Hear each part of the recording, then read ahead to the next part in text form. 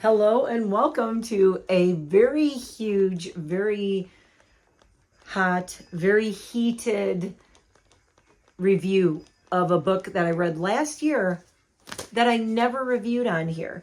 And there's a reason that I am now finally talking about it. Honestly, I forgot that I have this little notebook, and all of these are all notes on books that I have read or am reading. There are just pages and pages in here. So I have 4 pages about a book. Let's talk about Secret of Secrets by Dan Brown. And I'm putting this video up now because last year is when I actually read this book. And when it came out last year, I got it immediately.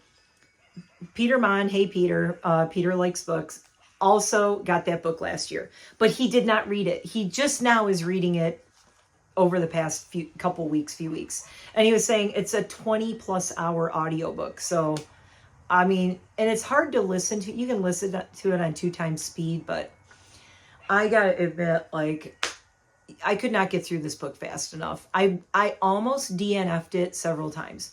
Now, first off, I am a huge fan of Dan Brown. I remember the craziness that was the release of Angels and Demons and Da Vinci Code. And I loved all of those books. I love his books so much. I always liked his writing. This book, I'm like, what happened? So I'm just going to go straight through my notes. And these are notes that I wrote as I was reading it. And I finished it, I believe, in December of last year. So I'm doing this now because I know Peter's going to be finishing his and he's going to review it. And I will probably come back and link his review in my review. And I'm going to send him this review. So last year I read this and I messaged him. I'm like, you're not going to like it. It's bad. It's bad, girl. It's bad. And I can tell the way he talks about Dan Brown that he's as big of a fan, and for the same reasons that I am. Okay. So we like him for the same reasons. And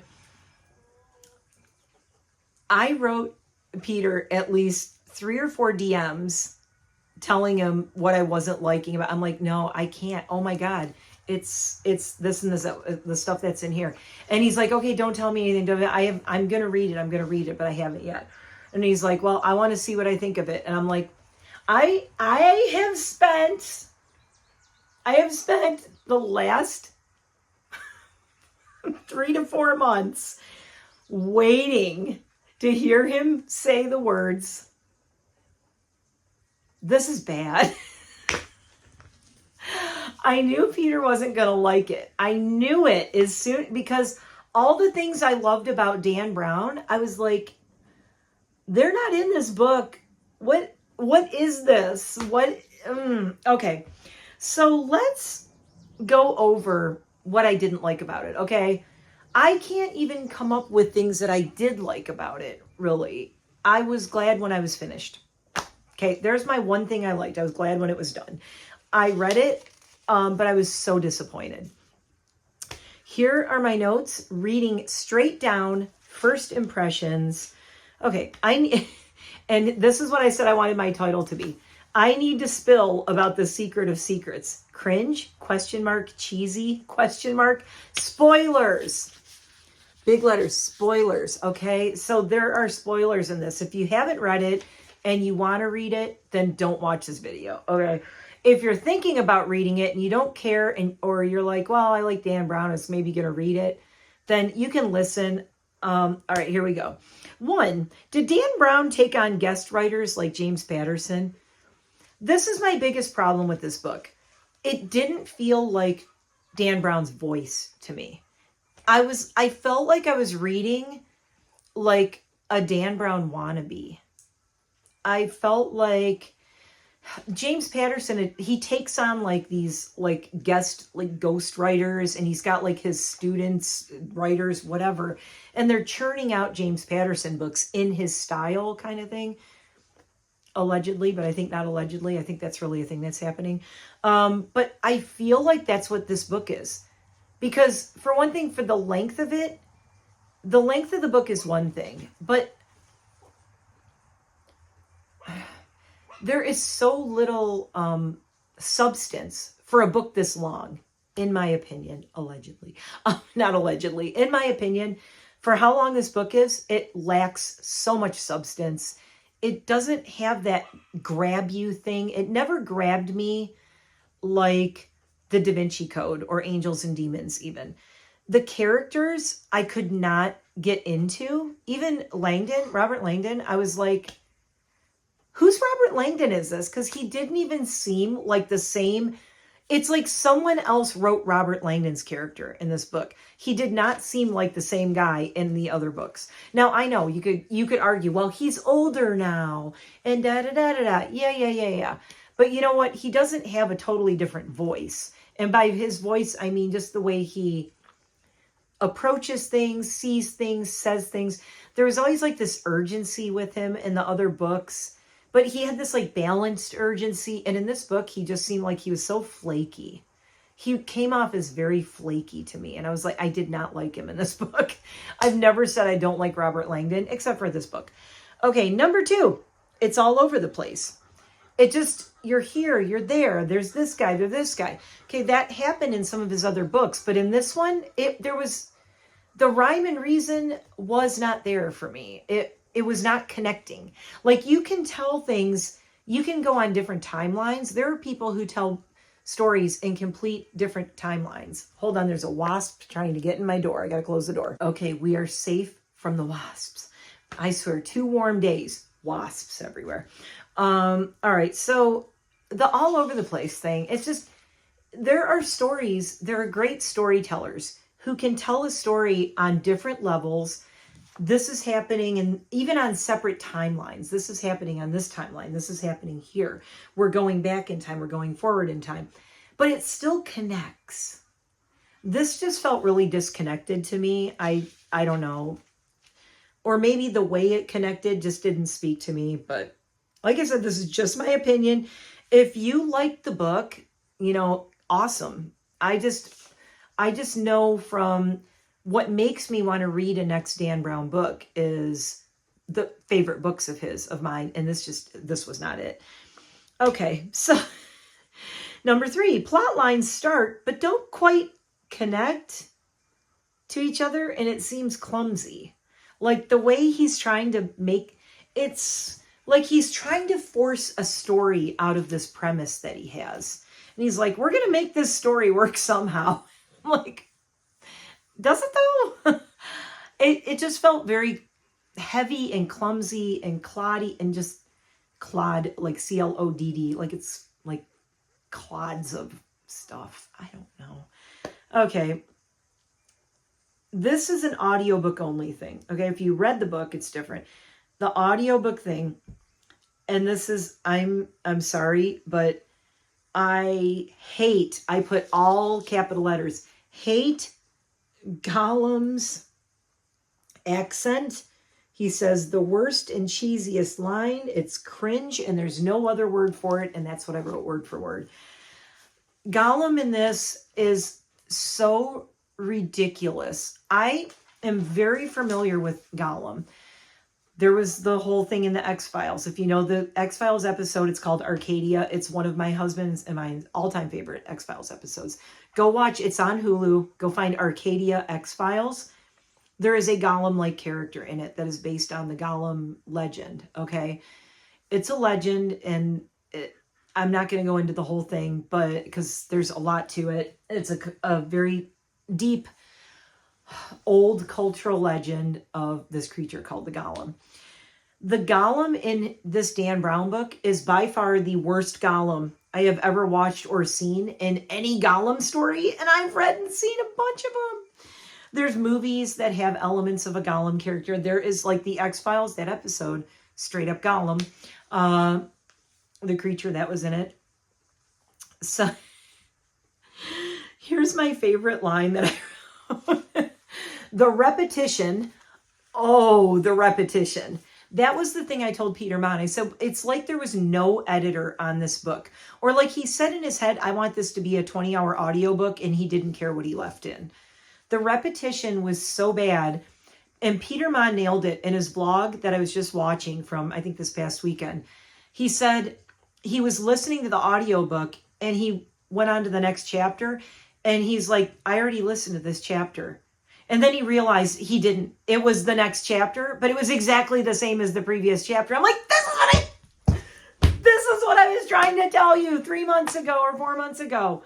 It's so repetitive. It's like, you just said all this. You just said all these, and it's not just in a chapter. It's in, I am really getting heated and ranty about this, but hey, I gave this like multiple days out of my life. So yeah, I'm allowed to rant a little bit about being frustrated about it.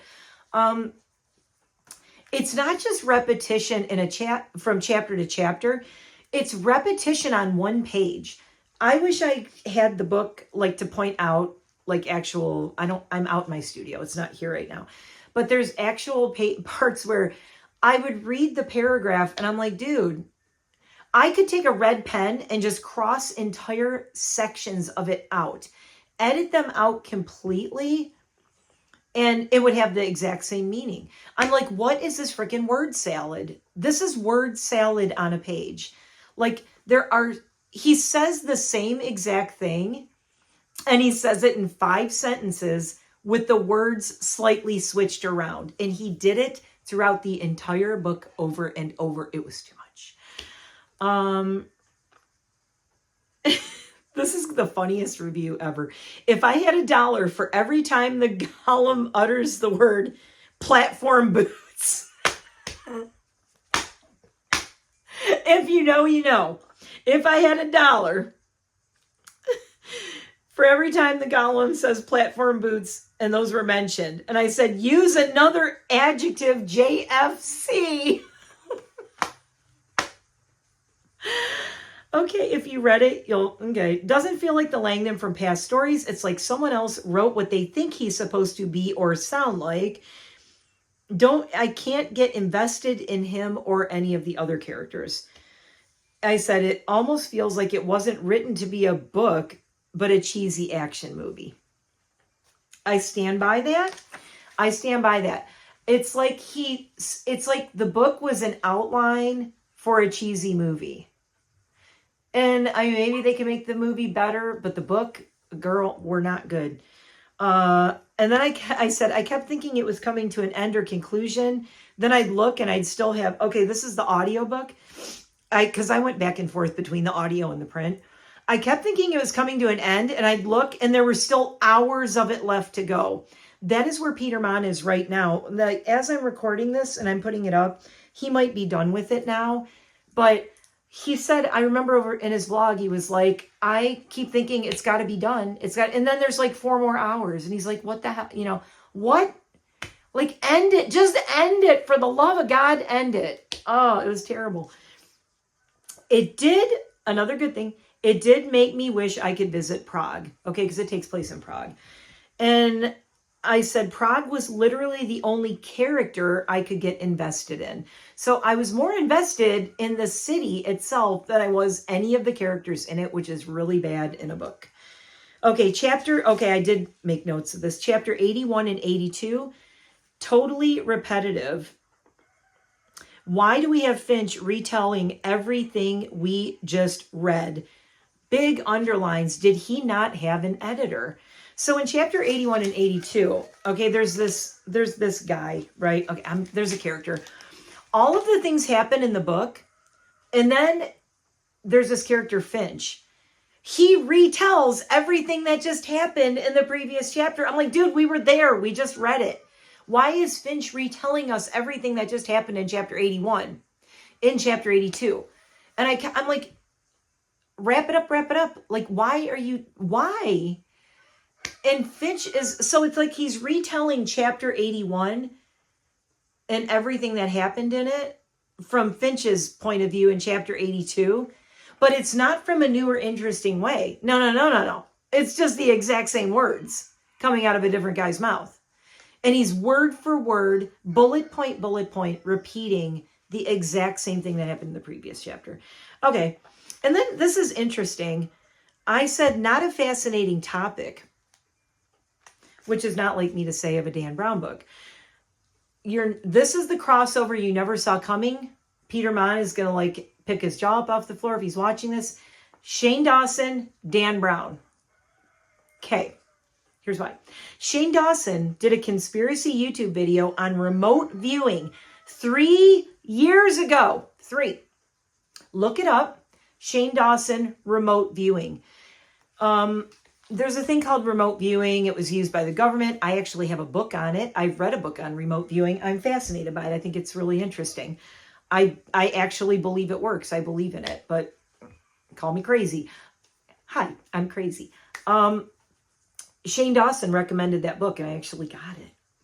He influenced me. Shane Dawson influenced me. Anyway, so Shane Dawson does this conspiracy theory video 3 years ago. Dan Brown, 3 years ago, now 4, this year 4, because I read this last year, 4 years ago, Shane Dawson conspiracy. But if I can find it, I'm sure I'll find it. I'll link it below, but otherwise go look for it. You'll find it on YouTube. I know he didn't take it down because it's not like super old. So he had Morgan, and he had, I think it was Morgan and Ryland's mom and Ryland, and they were in a room. And they did a whole thing on remote viewing and the conspiracy theories of remote viewing. And that is one of the topics. I mean, it's basically the very convoluted topic of this book, one of them. And I said, 3 years ago, it feels dated, not as topical to me. Now, if you've never heard of remote viewing, you're like, holy crap, that's amazing. But if you're into all the weird, conspiracies and things, and that's the reason you like Dan Brown, is the whole conspiracy angle, which is what hooked me. I'm like, you should know your audience. Your audience knows about remote viewing, Dan Brown. We heard about it like years ago. Like, now your topic is remote viewing. It feels so old to me, and nobody is talking about it right now, by the way.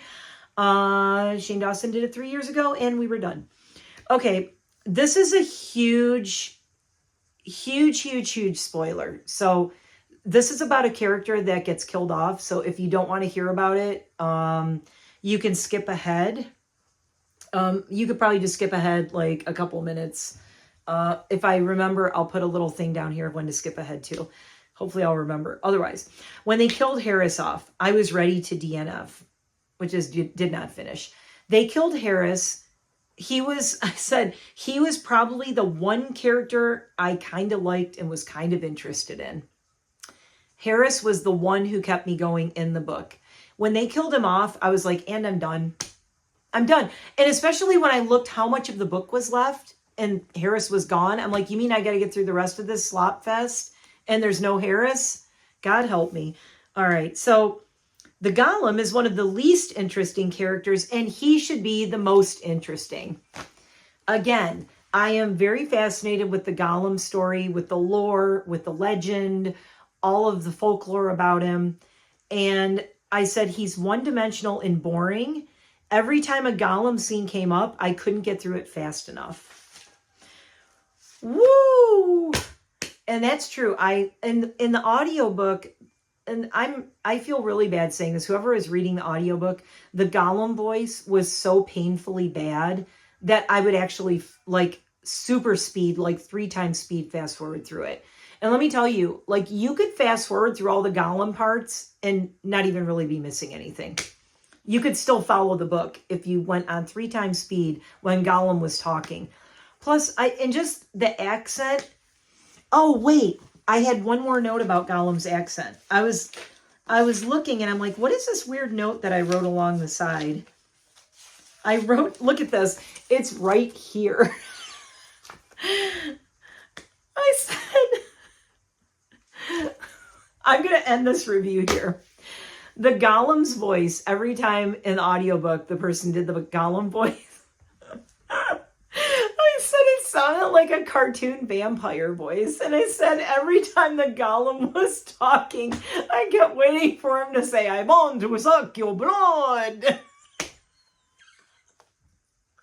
If you know, you know. Okay, Peter Mon is probably like laughing himself silly right now. Just the golem. I want to suck your blood. I'm the golem. I'm scary. It was so cartoonish that it made it. It should have. There was nothing scary. Zero scary. I'm fascinated with the golem story because it's freaking terrifying. Go look it up. It's a scary effing story. Okay, I'm trying to no swear jar in here. It's a scary effing story. The golem, and I was so disgusted by the Gollum character in Secret of Secrets because as a Gollum fan, as a Gollum horror fan, this was the hands down most comical, horrible excuse for a Gollum I have ever heard. And this is the first time I've ever done a review this scathing of a book, and I can't believe it's a Dan Brown book. But at the same time, I can't believe this is a Dan Brown book. I really stand by. Like, if he wrote this, I don't know. I think when I wrote Peter Mon and I told him, I said he phoned it in, was one of my exact sentences to him. I said, Dan Brown writing this, he phoned it in. That is my impression. If that's your impression of a book, okay, I'll give him a half out of 5 stars, maybe a half, because it exists. And he wrote it. But I cannot find anything redeeming about it. If you loved all the other Dan Brown books, I can't remember the name of the other one, but I really liked Angels and Demons. Something about it, like, I just really liked that story. I liked the characters. I liked, I don't know, the imagery, everything about it. This had no imagery like that. There was no art in it that, okay, like the Da Vinci Code and the apostles at the Last Supper painting and going into the cathedrals and the churches and looking for symbols and all this stuff. That was so lacking in this book that also made it not feel like a Dan Brown book. The symbolism was just not there for me at all. I'm like, okay, this guy is all about the symbols. And there's like a couple little puzzle things here and there, but they're so stupid. It's like, really? This is it? But I liked the art aspect, the artistic aspect of Angels and Demons and Da Vinci Code. As an artist and somebody, I paint, and I've always studied art. I went to art school a zillion years ago, and I loved the artistic aspect of it, and there was none of that in this book to me. I mean, if it was there, it was so minuscule that I couldn't even enjoy it or notice it because I was trying to just get through. So it was a slog fest. I could not get done with it soon enough. I almost DNF'd it. I remember right where I was, actually. I was listening to the audiobook, and I was right over there in my backyard. And I believe I was weeding, and Harris died. And I literally threw my stuff down. I went, I'm done. I'm done. I'm done. I'm done. And then I thought, well, maybe he's not really dead. I'm like, no, he's really dead. And then I'm done. And then I remember walking in the house, and I'm like, I can't listen to this anymore right now. I was mad. I was mad when they killed off Harris. Anyway, okay, I'm out of here for real now.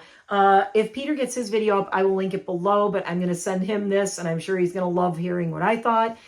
It's all the stuff that I told him last year. These are the notes I took last year in November, December, when I think I finished reading it like the end of November. The pages right after my notes says 11/28/25. So I believe that I finished it right at the end. Oh no, I finished it earlier in the year because I wasn't weeding. So that had to be earlier in the fall. I finished it. I want to say maybe since September, October. If I can't look at my phone because I'm filming on it, but it's on my Goodreads when I finished it. But yeah, not happy. Oh, and I will show you something that I just came in the mail yesterday. Jack White was just on, he's been making the talk show rounds. He's been on all the talk show circuit because he just put out a book. So this is a new Jack White book. It is Jack White, Collected Lyrics and Selected Writing, Volume 1. Jack White Solo, The Dead Weather, Raconteurs, and Collaborations. I love the typefaces in this. I love the print. I love the super crisp, very, very crisp white pages. It's not ivory. It is pure white. Then the headings are like blue, this really pretty blue color.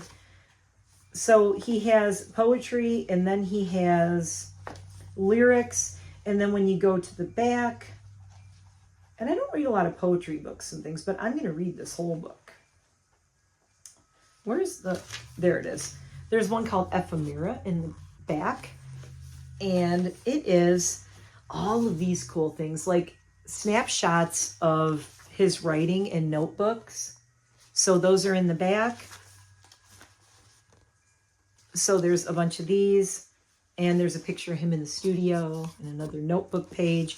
I think it's cool that he just put like snapshots. And then this looks like my kind of, that's how I write. So I love that he put this in there. Neighbors Blues. That sounds like a Peter Mann song. And then here he is with all his notebook pages laid out. Or no, is it a calendar? Wait, what is that? It looks like a calendar. I thought, when I first glanced, I thought they were notebook. Looks like a calendar in front of him. It's another picture in color. So the back just has this. This is one of the coolest parts to me, is the back with all this. Anyway, funny story. I actually met Jack White back in the day in Detroit. My ex-husband he is my ex-husband. I do have a first husband. A lot of people don't know that. We were married in the early 90s. Okay. Not early 90s, mid 90s. And we were only married for 10 months. It was bad. It was just bad. It just didn't work out. We were just not right for each other. Anyway, he lives in California ever since, I don't know, like a couple years after we split up, or a year after we split up. So in the 90s, he moved to California because he's an independent filmmaker. So funny story, as an independent filmmaker, when we were actually married, I worked on one of his independent films. I did some makeup for him. I did some hair on the film, and I did a voiceover in it. And Jack White was in the movie. He was in my husband's movie, and it was a mockumentary, and it was kind of like Best in Show, Waiting for Guffman, that kind of thing. So it was a mockumentary that he did. It was hilarious. It was really funny. My friend Jeremy was in it, which is really funny too, that Jeremy and Jack White were in a movie together. How's that for degrees of separation? So I remember meeting Jack White. He was a guy, there were like three guys in a bar, three guys walk into a bar, 3 or 4 guys in a bar, and he was one of the guys in the bar. He was hilarious, you guys, and he was so young. I mean, like I said, this was the 90s. It was, I want to say 94, 95, but I could be wrong. Anyway, yeah, so that was my Jack White experience, and Jeremy and I and Jack White were in a movie together. It is called Mutant Swinger from Mars. I am not making that up. It might be here on YouTube somewhere, but it is my ex-husband's second full-length movie. His first full-length movie he made, Bruce Campbell, was the executive producer on it, and I got to hang out an entire evening with Bruce Campbell of Evil Dead fame, which Peter just watched and said it was silly and goofy. Yes, it is. That's the whole point. It's supposed to be like really stupid and goofy, and you're supposed to just laugh at it. It's not supposed, it's like, it's horror scary, but it's like goofy. So as an executive producer, once the final cut of my husband's first movie was done, Bruce Campbell, being from Michigan, came out to Michigan, and we sat in my husband's family home with his mom and his grandma, and we watched the final cut of the movie.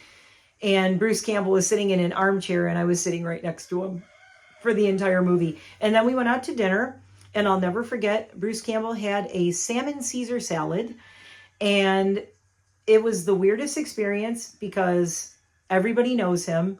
We were in the restaurant, and everyone was staring. Like, walking in, everyone's staring at us. Sitting in the restaurant, everyone's staring at us the entire fucking time.